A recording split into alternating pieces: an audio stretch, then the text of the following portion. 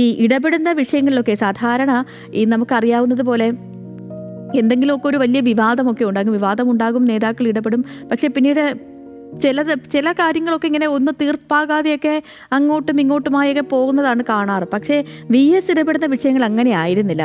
ഈ VS ഇടപെട്ട എല്ലാ വിഷയങ്ങളും നോക്കൂ, ഇടപെടുന്ന എല്ലാത്തിലും തീർപ്പുണ്ടാകുന്നത് വരെ ജാഗ്രതയോടുള്ളൊരു സമീപനമായിരുന്നു VSന്റെ എക്കാലത്തെയും ഒരു രീതി. ഈ പോരാട്ട ശൈലിക്ക് കേരള രാഷ്ട്രീയത്തിൽ മറ്റൊരു മാതൃക ഇല്ലെന്ന് പറയുന്നതും അല്ലെങ്കിൽ VSനെ പോലൊരു നേതാവ് ഇനി ഉണ്ടാകില്ല എന്ന് പറയുന്നതും അതൊക്കെ കൊണ്ട് തന്നെയാണ്.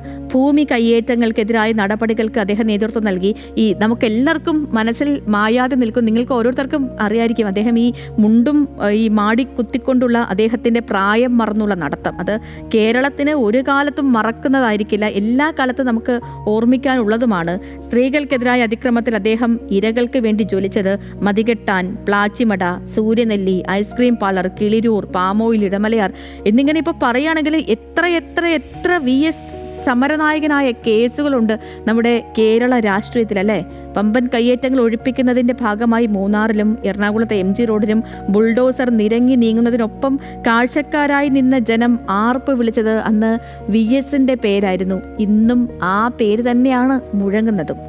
പുറത്തെ പോരാട്ടങ്ങൾക്കൊപ്പം തന്നെ പാർട്ടിക്കുള്ളിലും VSന് പട നയിക്കേണ്ടി വന്ന എത്രയോ കാലങ്ങളുണ്ട്. വിഭാഗീയതയുടെ ചരിത്രമേറെയുള്ള CPMൽ അതിൻ്റെ ഒരു ഭാഗത്ത് VS എപ്പോഴും ഉണ്ടായിരുന്നു. നേതാക്കൾ തമ്മിലുള്ള വിഭാഗീയത കൊടികുത്തി നിന്ന സമയത്തുമൊക്കെ പാർട്ടിയിൽ ജനങ്ങൾക്കുള്ള വിശ്വാസം കാക്കാൻ VSന് കഴിഞ്ഞു എന്നുള്ളതാണ് ഇതിൽ ഏറ്റവും പ്രാധാന്യമുള്ള ഒരു കാര്യം.